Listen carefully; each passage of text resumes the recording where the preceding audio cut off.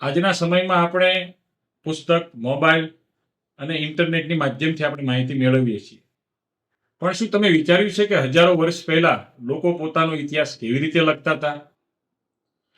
આજના વિડીયોમાં આપણે જાણીશું ઇતિહાસ જાણવાના મહત્વના સ્ત્રોત, જેમાં તાડપત્ર અને ભોજપત્ર વિશે આપણે જાણીશું. બાળ દોસ્તો, મિત્રો, તમે જાણો છો ઇતિહાસ જાણવાનો સ્ત્રોત એટલે શું?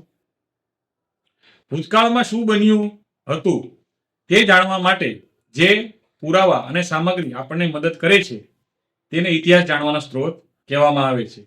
જેમ કે શિલાલેખ, સિક્કા, પુસ્તકો, તાડપત્રો, ભોજપત્રો, અભિલેખો અને બીજી અનેક રમકડાઓ જેવી માહિતી પરથી આપણે ઇતિહાસ જાણવાના જે સ્ત્રોત વિશે આપણે જાણી શકીએ. આ બધા સ્ત્રોતો ઇતિહાસના મહત્વપૂર્ણ સ્ત્રોતો છે. એમાં આપણે સૌપ્રથમ જોઈશું હસ્તપત્ર. હસ્તપત્ર એટલે શું? હસ્તપત્ર એટલે કે પ્રાચીન સમયમાં લખવા માટે ભોજપત્ર અને તાડપત્રનો ઉપર જે લખાણ લખવામાં આવતા હતા તેને હસ્તપત્ર કહેવાય છે. હવે એની અંદર આપણે બે વસ્તુ જોઈશું આજે, એક તાડપત્ર અને ભોજપત્ર. હવે તાડપત્ર એટલે શું? તો કે પ્રાચીન સમયમાં લોકો કાગળના બદલે તાડના વૃક્ષના પર્ણ ઉપર લખાણ લખતા હતા. આ પાનને સૂકવીને અને સમારીને લખવા માટે તૈયાર કરવામાં આવતું હતું. આ પાનને તાડપત્ર કહેવામાં આવે છે. આ તાડપત્રો ઉપર ધાર્મિક ગ્રંથો, શાસ્ત્રો, કાવ્યો અને રાજકીય માહિતી વગેરે લખવામાં આવતી હતી. હવે બીજું આવે છે ભોજપત્રો. ભોજપત્રો એટલે શું?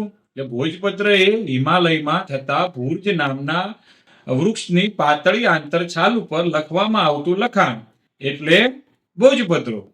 આ છાલ ખૂબ પાતળી અને લખવા માટે યોગ્ય હોવાથી પ્રાચીન સમયના વિદ્વાનો અને લેખકો તેનો ઉપયોગ કરતા હતા. પ્રાચીન ગ્રંથો ભોજપત્રો ઉપર લખાયેલા લેખો હતા.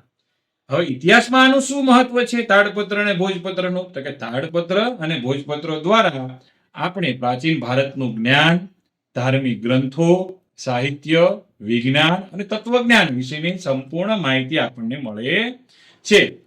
તો મિત્રો, આજે આપણે શીખ્યા કે ઇતિહાસ જાણવાના સ્ત્રોત શું છે અને એમાં તાડપત્રો અને ભોજપત્રો ઇતિહાસમાં કેટલો મહત્વનો ભાગ ભજવે છે. તો તમને આ માહિતી ઉપયોગી લાગી હોય તો આ વિડીયોને લાઈક કરો અને ચેનલને સબસ્ક્રાઇબ કરવાનું ભૂલશો નહીં. નવા વિડીયો તમને મળતા રહેશે.